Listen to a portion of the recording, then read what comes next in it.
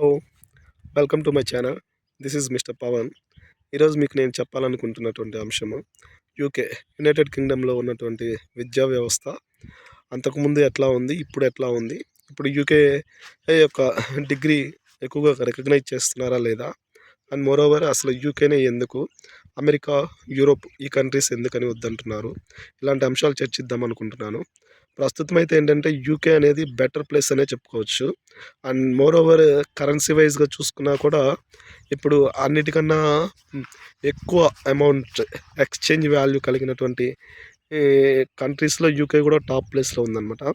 ఒకప్పుడు ఎక్కువ మంది అమెరికా అని చెప్పి ఇంట్రెస్ట్ చూపించేవాళ్ళు, US, United States of America. కానీ ప్రజెంట్ ఉన్నటువంటి పరిస్థితుల వలన చాలామంది అమెరికా వెళ్ళాలి అన్నా కానీ భయపడుతున్నారు. అక్కడ ఉద్యోగాలు కూడా రాని పరిస్థితి. అక్కడ ఉద్యోగస్తుల్ని కూడా లే ఓవర్ చేస్తూ ఉన్నారనమాట. లే ఆఫ్స్ ఎక్కువ జరుగుతూ ఉన్నాయన్నమాట. దీన్ని బట్టి మనం తెలుసుకోవాల్సింది ఏంటంటే అంటే ప్రపంచంలో టాప్ కంట్రీ ఒకటి. అదే రీతిగా ఎడ్యుకేషన్ వైజ్గా చూసుకున్నట్లయితే లండన్ ఎడ్యుకేషన్, యూకే ఎడ్యుకేషన్ ఎట్లా ఉంటుందనేది అందరికీ తెలుసు.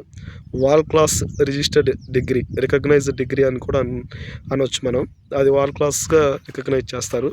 అదే రీతిగా అనేక మంది ఆర్బీఐ, రిజర్వ్ బ్యాంక్ ఆఫ్ ఇండియాలో గవర్నర్లుగా చేసినటువంటి వారు కూడా లండన్లో చదివి వచ్చినటువంటి వారు ఎక్కువగా ఉన్నారనమాట మన దేశంలో.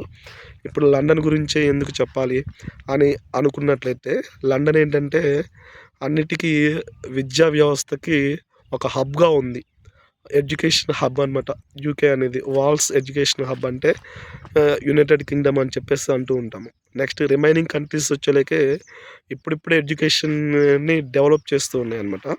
అండ్ మోర్ ఓవర్ యూకేలో ఎడ్యుకేషన్ సిస్టమ్ ఎట్లా ఉంటుంది, యూకేలో మాస్టర్స్ ఉంటుంది, బ్యాచిలర్స్ ఉంటుంది. అదే రీతిగా అంతకన్నా తక్కువ ప్రైమరీ, ప్రైమరీ ఇలాంటి ఎడ్యుకేషన్ కూడా జరుగుతూ ఉంటుంది. కానీ మన ఇండియన్స్ ఎక్కువగా బ్యాచిలర్స్, నెక్స్ట్ వచ్చేకి మాస్టర్స్ డిగ్రీస్కి వెళ్ళడానికి ప్రయత్నం చేస్తూ ఉంటారు. బ్యాచిలర్స్ డిగ్రీ వచ్చేకి 4 years ఉంటుంది. నెక్స్ట్ మాస్టర్స్ వచ్చేకి 1 year మాస్టర్స్ ప్రోగ్రామ్స్ ఉన్నాయి, 2 years మాస్టర్స్ ప్రోగ్రామ్స్ ఉన్నాయి అనమాట.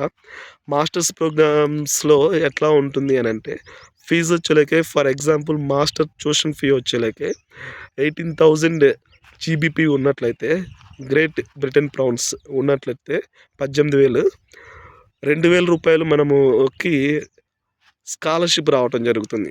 అంటే 16,000 జీబీపీ అనేది మనకి సంవత్సరానికి ఖర్చు అవుతుంది జరుగుతుంది. కొన్ని యూనివర్సిటీస్ ఎట్లా ఇస్తాయంటే 2 సంవత్సరాలకు కలిపి ఒకే ఫీజు క్యాలిక్యులేషన్ చేసేస్తారు. అంటే అప్రాక్సిమేట్గా 18,000 to 19,000 జీబీపీ అనేది పడుతుందన్నమాట. అంటే అది సుమారు మన కరెన్సీలో వచ్చేలాకే 22 lakhs వరకు పడవచ్చు అనమాట. ఇట్లా ఉంటుంది. అదే రీతిగా మ్యాక్సిమం చాలా యూనివర్సిటీస్ ఎట్లా చేస్తాయంటే ముందుగా ఎర్లీ బార్డ్ డిస్కౌంట్ అని చెప్పేసి ఇస్తూ ఉంటాయి. ఎర్లీ బార్డ్ డిస్కౌంట్ అంటే మీకు ఎట్లా ఉంటుందంటే, ఒక కాలేజ్ తీసుకొని మనం అప్లై చేసుకొని అందులో ఫీజు ముందుగానే కట్టినట్లయితే దాంట్లో ఎంత వస్తుంది, 1,000 నుంచి 2,000 డిస్కౌంట్, ఎర్లీ బార్డ్ డిస్కౌంట్ అని చెప్పేసి ఇస్తూ ఉంటారు.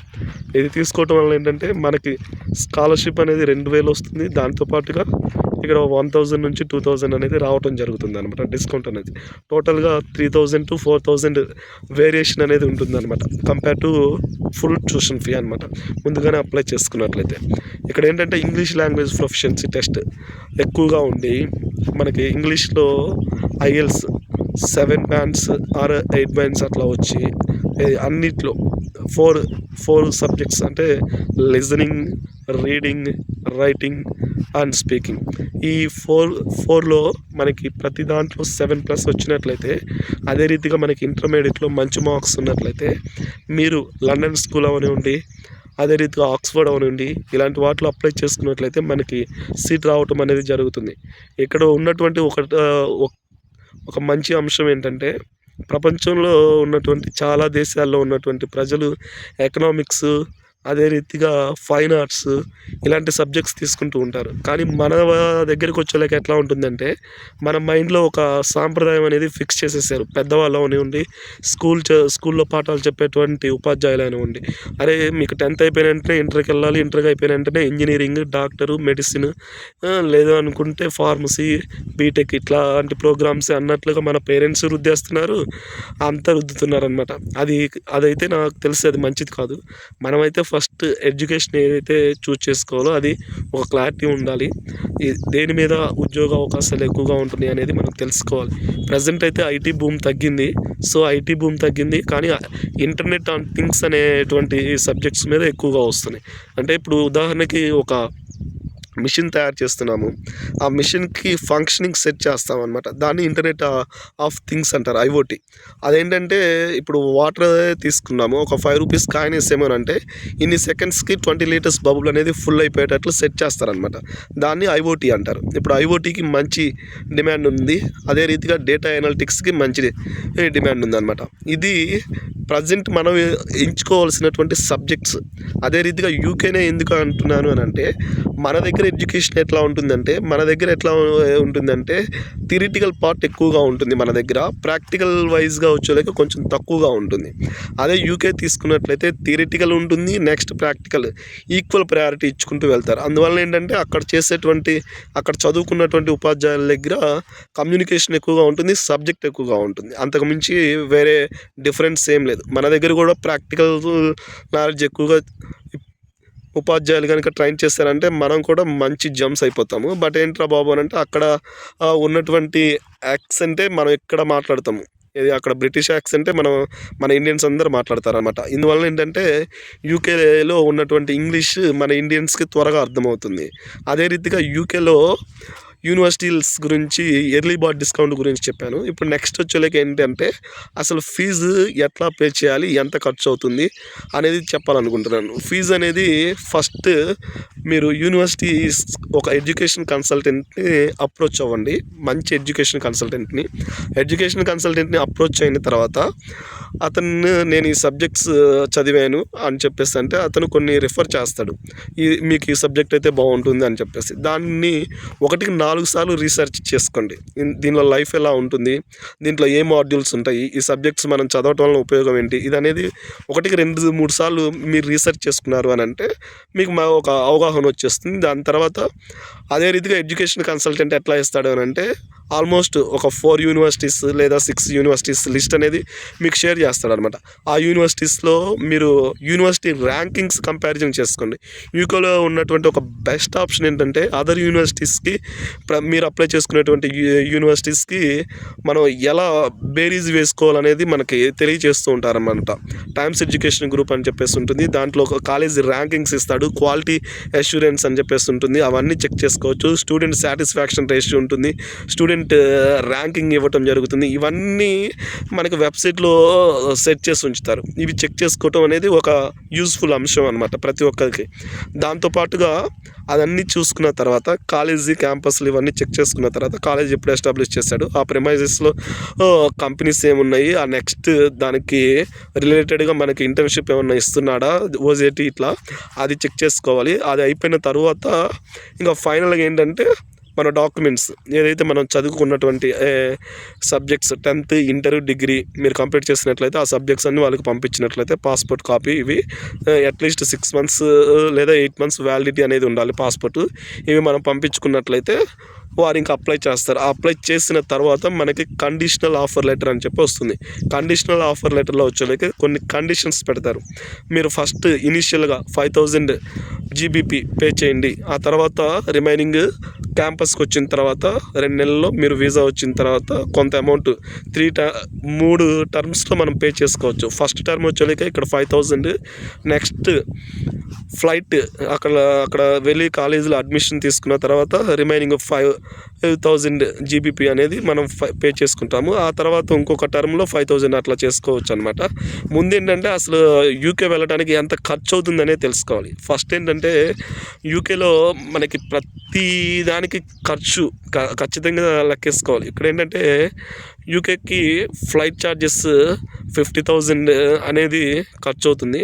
నెక్స్ట్ అదే రీతిగా ఎన్హెచ్ఎస్ నేషనల్ హెల్త్ సర్వీస్ లేదా ఐహెచ్ఎస్ అని చెప్పేసి అంటారనమాట.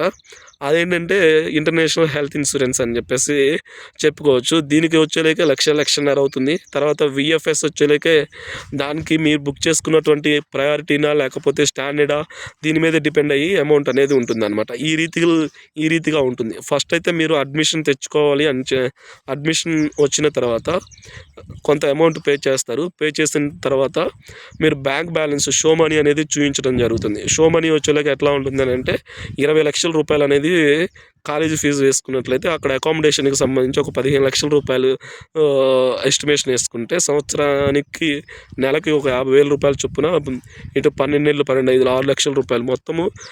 ఇది ఒక 20 అదొక 6 25 టు అరౌండ్ 30 lakhs వరకు షో మనీ అనేది చూపించడం జరుగుతుంది.